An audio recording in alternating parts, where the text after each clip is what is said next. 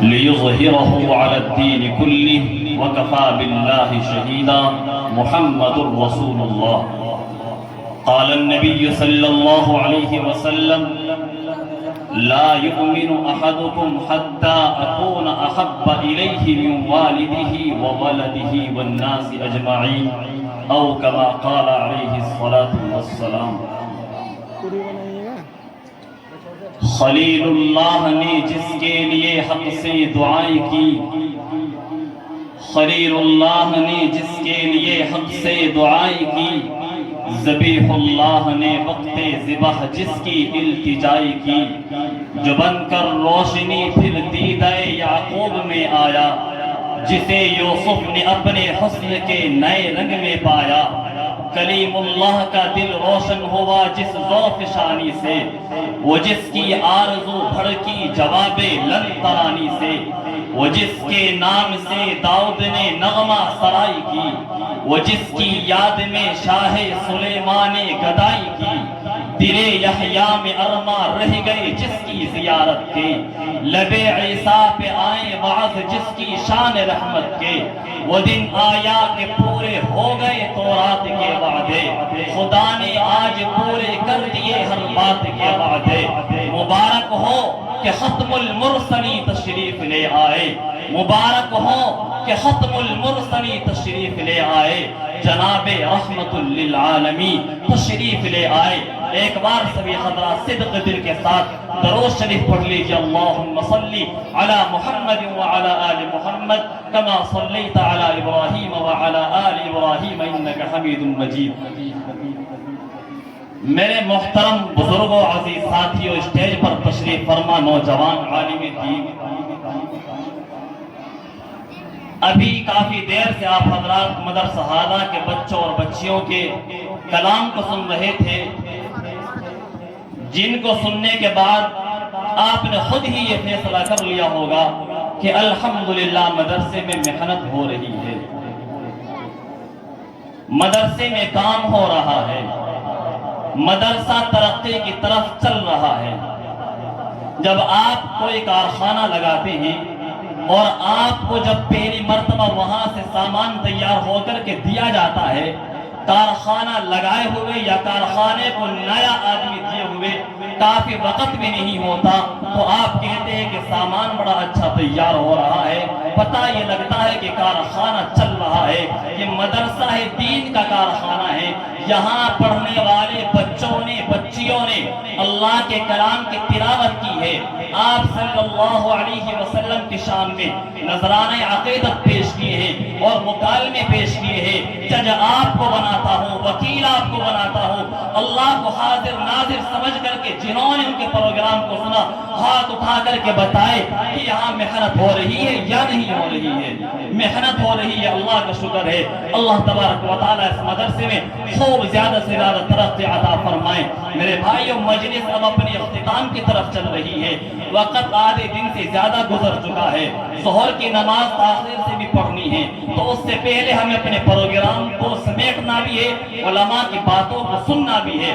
تو جو حضرات میرے ادھر کھڑے ہوئے ہیں، اللہ کے واسطے آ جائیے بھائی، آ جائیے۔ اگر آپ آ کر کے بیٹھیں گے تو بیٹھنے کا جذبہ لوگوں کے دلوں میں پیدا ہوگا، اور جو گھروں کے اندر دکانوں پر گلیوں میں گھوم رہے ہیں ان سے بھی ادباً میری گزارش ہے کہ حضرت مولانا مفتی عقیل الرحمان صاحب دامت برکاتہم العالیہ ہمارے درمیان میں تشریف لا چکے ہیں، جن کا نام آپ نے پہلے بھی بہرحال سنا ہوگا اور ان کے بیان آپ کے یہاں ہر سال ہوتے ہیں۔ اس مدرسے کے جلسے کی وہ عظیم شخصیت ہے اور ان کا تعارف کسی چیز کا محتاج نہیں ہے۔ آپ جانتے ہیں ان کی شیریں بیانی کو، آپ جانتے ہیں ان کی شہنشاہ بلاغت کو، آپ جانتے ہیں ان کی فصاحت کو، آپ جانتے ہیں ان کے طرز تکلم کو۔ جب وہ آپ سے خطاب ہوتے ہیں محسوس ہی ہوتا ہے کہ سامعین کی سماعتوں کے ساتھ آج ہی انصاف کیا جا رہا ہے۔ وہ بھی ہمارے درمیان میں تشریف لا چکے ہیں۔ مدعو کر رہا ہوں باہر گھومنے والے تمام مسلمانوں سے، بوڑھوں سے، بزرگوں سے، نوجوانوں سے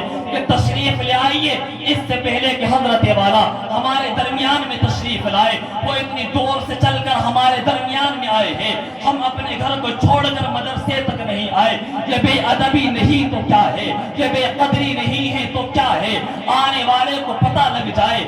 डेटा मोहन के लोग इज्जत करते हैं। इज्जत नाश्ते से नहीं होती, इज्जत जबान से भी दी जाती है, इज्जत इकराम से किया जाता है, उनकी बातों को सुना जाता है। कोई आने वाला खाने से खुश नहीं होता, नाश्ते से खुश नहीं होता, पैसों से खुश नहीं होता, वो अपने दिल में लेकर के आता है, उम्मत को बताने के लिए आता है। ऐसे फितनों के दौर में उम्मत की इस्लाह के लिए आता है। मुझे जाने के बाद वहाँ के लोगों को ये पैगाम देना है, मुझे जाने के बाद खत्म नबूवत का पैगाम देना है, मुझे जाने के बाद अल्लाह के रसूल की हदीस बयान करनी है, मुझे जाने के बाद अल्लाह के कलाम की बड़ाई बयान करनी है, अल्लाह की बड़ाई बयान करनी है। वो दिल में लेकर के आते हैं। हमें शरीयत की रोशनी में रहते हुए लोगों तक पैगाम पहुंचाना है। अगर लोग यहाँ नहीं रहे, वो पैगाम दिल में लेकर के आए और दीवारों को सुना करके चले गए, वो तो चले जाएंगे, दिलों में नफरतें आ जाएगी,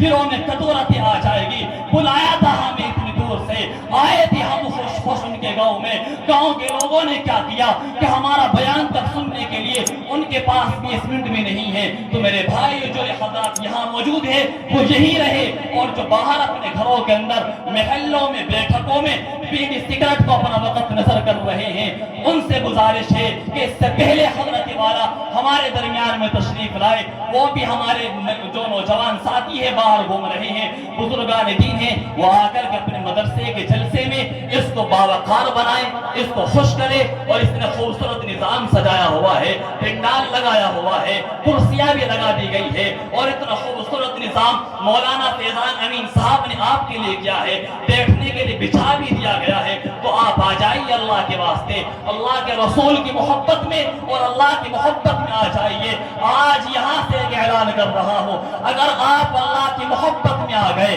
अल्लाह के रसूल की मोहब्बत में आ गए, क़यामत के मैदान में जब तुम्हारे नामा अमाल में कुछ न होगा, अगर नमाजें होगी तो रियाकारी की होगी, ज़कात होगी न जाने कबूल होगी या न होगी, आपके पास क्या उज़र होगा तो कह देना अल्लाह एक दिन ऐसा आया था, हमें बुलाया गया था, अल्लाह तेरी मोहब्बत में हमें पुकारा गया था, तेरे रसूल की मोहब्बत का वास्ता दिया गया था। एक फकीर आया था जिसने आने के बाद तेरी मोहब्बत का सवाल किया, तेरे रसूल की मोहब्बत का सवाल किया, उसने हमसे थोड़ा सा वक्त मांगा, उलमा की बातें सुनने के लिए मांगा। मैं अपने घर को छोड़कर, अपने कारोबार को छोड़कर, अपने बच्चों को छोड़कर, अपनी जरूरियात को छोड़कर जब मेरे कानों में ये बात पहुंची, अल्लाह की मोहब्बत में चलो, अल्लाह के रसूल की मोहब्बत में चलो, मैं सब कुछ छोड़कर अल्लाह तेरी मोहब्बत में निकल पड़ा था, तेरे रसूल की मोहब्बत में निकल पड़ा था। मेरे पास कुछ भी नहीं है, रोजों का ज़ख़ीरा नहीं है, ज़कात का ज़ख़ीरा नहीं है, तेरी मोहब्बत में निकला हुआ वो कदम मुझे याद है, मेरा यकीन है, मेरा ईमान है। अगर तुम्हारा खात्मा ईमान पर हुआ और तुमने ये कहा मैं तेरी मोहब्बत में निकला था, वो अल्लाह इतना अर्हमुर राहिमीन है, वो कहेगा मेरे बंदे आजा, जब तूने दुनिया में मुझसे मोहब्बत की है, जहन्नम तेरे लिए हराम कर दी गई है, जन्नत के दरवाजे खोल दिए गए हैं, मेरी मोहब्बत का हक ये है कि मैं तुझे जन्नत तक ले जाऊंगा। तो मेरे भाई जो घरों के अंदर मौजूद है वो अल्लाह के रसूल की मोहब्बत में, अल्लाह की मोहब्बत में अपने मदरसे के जलसे में आइए, इसको रौनक बख्शिए। तो मेरे भाइयों हमें चाहिए कि हमारे दरमियान में उलमाए किराम तशरीफ ला चुके हैं, तो हमें तो उनसे पहले आ जाना चाहिए था। वो दूर से चलकर हमसे पहले आ गए, हम करीब से चलकर उनसे बाद में आ रहे हैं, ये अक्लमंदी की बात नहीं है। तो मेरे भाइयों ये मजलिस से, ये महफिले अल्लाह के जिक्र से,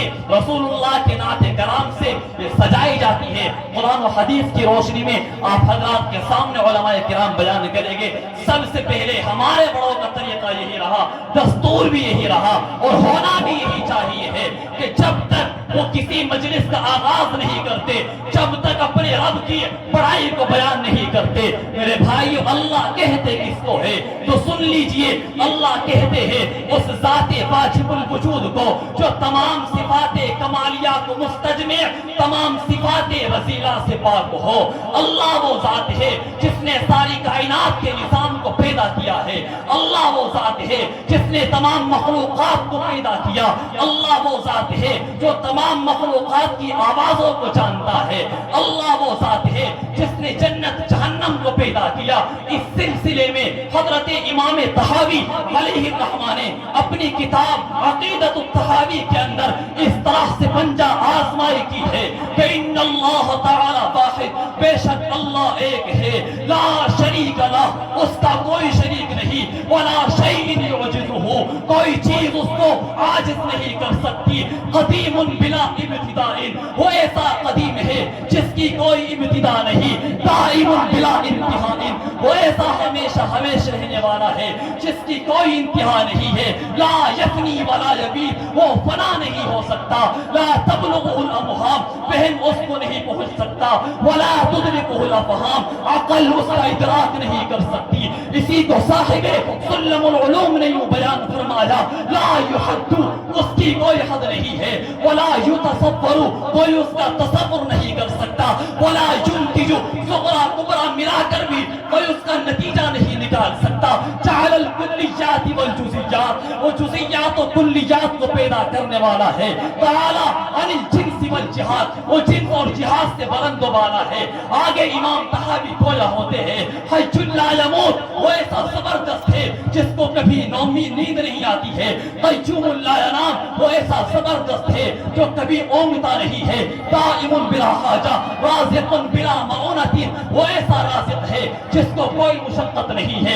اللہ تبارک و تعالیٰ کے علم کا کیا کہنا، یعلم ما فی البر والبحر، وہ جانتا ہے جو کچھ خشکی اور تری میں ہے، عدد قطر الامطار، وہ بارش کے قطروں کی تعداد کو بھی جانتا ہے، عدد فرق الاشجار، وہ درختوں کے پتوں کی تعداد کو بھی جانتا ہے، یعلم مثاقیل الجبال، وہ پہاڑوں کے وزنوں کو بھی جانتا ہے، یعلم مطائل البحار، وہ سمندر کے پانی کی مقدار سے بھی واقف ہے، یعلم خائنۃ الاعین، وہ آنکھوں کی خیانت کو بھی جانتا ہے، وما تخفی الصدور، دلوں کے بھیدوں کو بھی جانتا ہے۔ ارے اللہ کی ملکیت بھی لاجواب ہے، چنانچہ ہوا اس کی، یرسل الریاح، پانی اس کا، انزلنا من السماء ماء، زمین اس کی، وجعلنا الارض، آسمان اس کا، وجعلنا السماء، پہاڑ اس کے، والجبال ارساہا، ساری چیز اس کی، لہو ما فی السماوات والارض، اللہ کی چاہت بھی بے مثال، یہدی من یشاء، وہ جس کو چاہتا ہے ہدایت دیتا ہے، ویذل من یشاء، جس کو چاہتا ہے گمراہ کر دیتا ہے، یغفر لمن یشاء، وہ جس کو چاہتا ہے معاف کر دیتا ہے، ویعذب من یشاء، جس کو چاہتا ہے عذاب دیتا ہے، یبسط الرزق لمن یشاء، وہ جس کو چاہتا ہے رزق عطا کر دیتا ہے، ویصرف عن من یشاء، جس سے چاہتا ہے رزق چھین لیتا ہے، انہ ہوا ضحک وابکا، بے شک وہی آپ کو ہنساتا اور رلاتا ہے، انہ ہوا امات واحیا، وہی آپ کو مارتا اور زندہ کرتا ہے، فعال لما یرید، وہ جو چاہتا ہے وہی کرتا ہے، اسے کوئی نہیں روک سکتا۔ اے شمع رسالت کے پروانوں، آخر میں آپ کی زبان سنیے، آپ اللہ کی تعریف میں اس طرح سے رتم اللسان ہے، زبان حال سے گویا ہے، سبحان الذی فی السماء عرشہ، پاک ہے وہ ذات جس کا عرش آسمان میں ہے، سبحان الذی فی الارض موضعہ،